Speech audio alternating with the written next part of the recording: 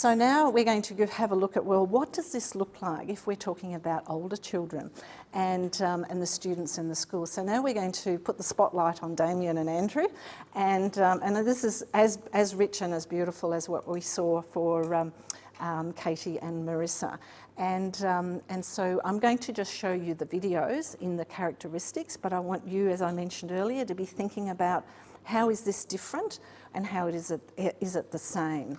So they chose the story of The Iron Man by Ted Hughes, and in that story, of course, maybe you don't know, but the Iron Man tells the story of a gigantic metal robot who appears out of nowhere, crashing into the beach and shattering into many parts, and is discovered by a child and proceeds to devour all the farm machinery until the farmers rise up against him. So it's very dramatic. But there is, of course, also a sequel. So of course, it's always important to be considering how we're positioning the main character, so getting that nice balance as well over time. It may not be this particular book, but it might be another story that would be used. So in the first characteristic of selecting the story, we're actually going to hear from our superstars in Year 5 and 6, why they chose the book and what it did for the PlayWorld that they had designed as a real-world scenario.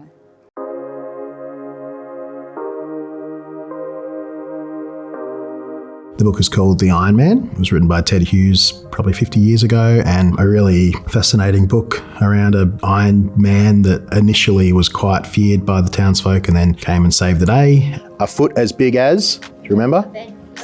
A single bed. It had a really good tie-in with the learning that we were doing from a literacy point of view as well, and so we just thought what a perfect way to tie it all in and make it feel just so natural for the kids. It's a science fiction novel. Yeah, but from what we've seen, it may be true. Yeah, because we've seen footprints and codes all over the school. And we've seen eyes of the Iron Man. In lots of different places. Yeah. I think initially I thought that it may be more challenging to get that level of engagement in make-believe imaginative concepts with kids, and I was curious to see how that might play out with upper primary. The grade 5 kids, I was quite confident they would run with this idea. The grade 6s I wasn't so sure about, and I was pleasantly surprised about that experience. We didn't have to follow the narrative of the book completely, so we made it that he was really friendly with kids and that he was a bit worried about adults, which is where the coding came in, and that knowledge that it was not the teachers that were going to help. It really felt like they needed to take action to help the Iron Man. Yeah, he is definitely like fiction, but he's like a science fiction, so it's made in like a fun way, so you actually feel like you're there with him and getting to know him. So it makes us like feel like we're getting to know him, like he's like our next door neighbor, and that like we're like building up a relationship with him, so then we can help him. Okay, and I just think that's just gorgeous what Jasmine says there. And that's the essence of choosing the right book, so that when they jump into it, they really want to help and they feel like this is a character, even though it's kind of make-believe and or we might be real. It's a really lovely fuzzy zone for children at this stage. The second characteristic about designing the play spaces, so let's see how the spaces were used around the school, which I'm sure Andrew's already alluded to, that we can walk around and check out later on. I brought my gumboots so that I'd be fine to walk around.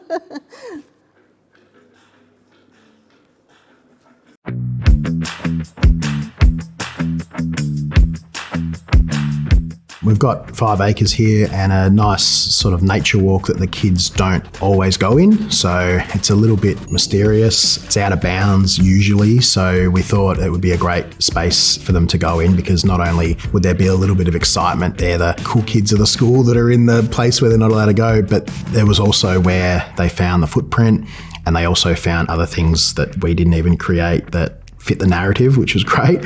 What led us there was, in the letter it said, like, I've left a footprint in like soggy ground, so we thought like immediately it could be like down in the nature walk. And so we went over there and we found like a massive footprint and like a bit of like plastic around it that we thought maybe the Iron Man fell off, and there was like holes in the ground where it looked like the Iron Man was like trying to crawl. So he might have like tripped over or something, and that's why he wanted us to cover up for him. And then because the grade 5 and 6 are in separate spaces, we had a communal area in the main building there where they came together and they were able to roll out the coded messages because they're a couple of metres long. It's more fun because we get to go outside and use more energy instead of in our chairs just listening to our teacher talk. Instead of just popping up a rectangle on a whiteboard and saying this is area, yeah, they were able to live it and explore it, yeah.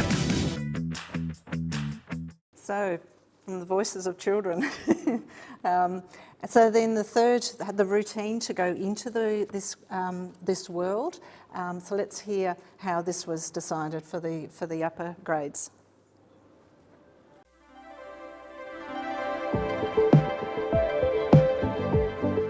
The day the message arrived, it like came out of nowhere. First, like we were doing like just maths, and then someone random in the class yells, "There's a message outside!" And then the whole 2 classes run out and try to crack it.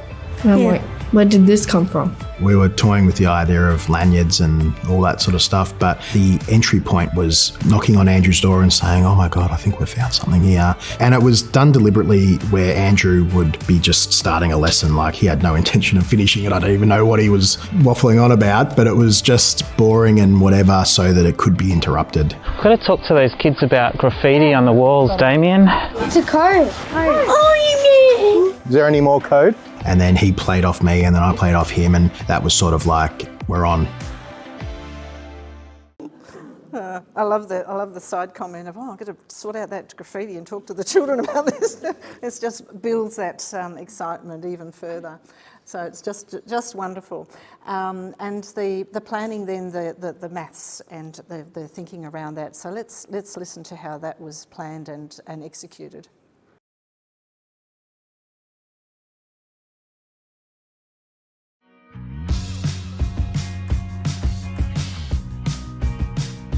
We sort of had a look at what we wanted to teach at 5-6 level in this term, and measurement was an area that we needed to focus on. So area, perimeter, volume, and at grade 6 level, a little bit of elapsed time. So we looked at the Iron Man and we knew that there was lots of informal measurements around his height, and we knew that we could talk a little bit about scale and size, and it tied in really well. The initial code asked about, that he's been on soggy ground and he's made a bit of a mess and he really does need to stay hidden. The overarching question that we posed was, how can we help the Iron Man stay hidden? One student said a shoe, and then from there we had kids talking about hats and shirts like camo style, so that it wasn't just shoes that the Iron Man needed. And there were some kids that we were talking about sheds and shelters. Because he's made out of steel and iron, which is very visible, we are trying to help him be camouflaged and safe. We've been needing to do like area and perimeter to find out how big his foot was and how tall he was,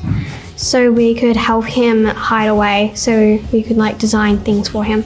For all of the kids, whether they were struggling with the mathematic concept or not, all of the kids were heavily invested in the maths task, which was to design a shoe for the Iron Man. And to extend a couple of children, they wanted to build a suit. So they were exploring that concept of area in more challenging ways. I have an idea. Maybe like that's 20, and then like that's 8, that's 1, that's 14, that's 11, that's a full stop. The coding stuff today, look, they solved that pretty quickly. They identified there's an error, and I think Jasmine forgot the letter G. Gee, that is what's wrong. What's wrong?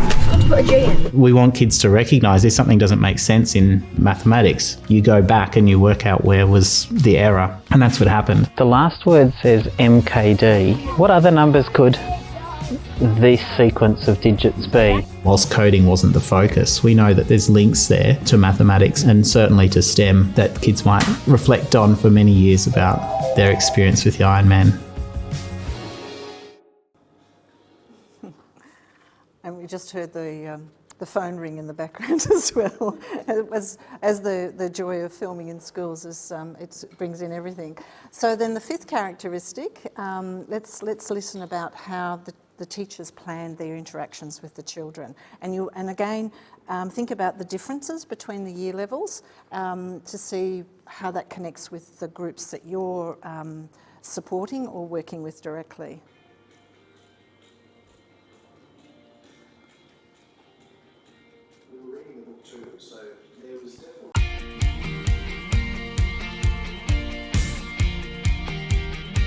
We were reading the book to them, so there was definitely sort of a understanding that this was a fictional book, but I think the introduction with the random grade 1 kid that just stumbled upon this coded message and the fact that it didn't feel manufactured from us, and we played it up a little bit at the start with a little bit of acting, and it just got the kids in. They were convinced that there was an Iron Man. It felt like it wasn't just Andrew and Damien making it up. So that was where that buy-in came in. Once one kid came up with that other footprint that we hadn't even created, that sort of gave us the freedom to then be like, hold on, there's a bit of a mess over there, what could that be? It wasn't even necessarily created by us, but it just helped to fuel that excitement and the wonder. And every broken branch was, the Iron Man walking through that space, and we were able to really ham that up and, say, what could that be? Like, that's got to be the Iron Man, doesn't it? In that respect, we didn't necessarily dress up. It was our energy, I guess, that helped create the play.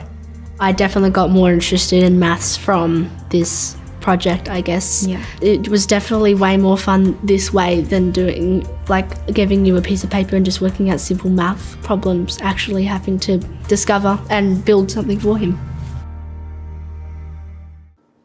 Yeah, and it comes back to what Alex said at the beginning, that the children really own the maths here and engaged with it, which was super exciting.